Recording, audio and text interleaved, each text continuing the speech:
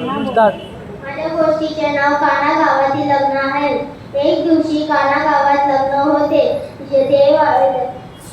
येशू आणि त्याच्या शिष्यांना आमंत्रण होते. ज्याप्रमाणे येशूला आमंत्रण होते तिथं येशू आणि त्याचे शिष्य गेले.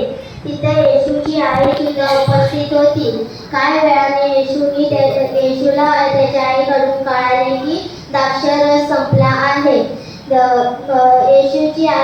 येशू म्हणाला आईला, आई तू चिंता करू नको, ऐन वेळेस मी काहीतरी करतो. मग येशूची आई तिथल्या सेवकांकडे गेली आणि म्हणाली, येशू जे तुम्हाला सांगेल ते तुम्ही ऐकावं करा. मग येशू तिथल्या सेवकांना बोलवतो आणि सांगतो, ते 6 पानाचे रांजण तुम्ही पाण्याने काठोकाठ भरा. ज्याप्रमाणे येशूने सांगितल्याप्रमाणे त्या सेवकांनी ते 6 पाण्याचे रांजण पाण्याने काठोकाठ भरले आणि ते 6 रांजण एका जागी ठेवून दिले. आणि एक तिथला द्राक्षरस वाटणारा माणूस येतो आणि ते चाकून बघतो. तो बोलतो की हा द्राक्षरस तर संपलेला, हा कुठून आला? ते नुसतं सेवकांनाच माहीत असते की पाणी आहे.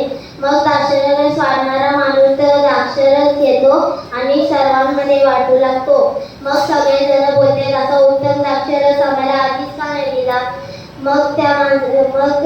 मग आपल्याला या गोष्टीपासून असं शिकायला मिळते की आपण जे काय येशूकडे मागू ते विश्वासाने मागू आणि ते आपल्याला भेटणारच. थँक्यू.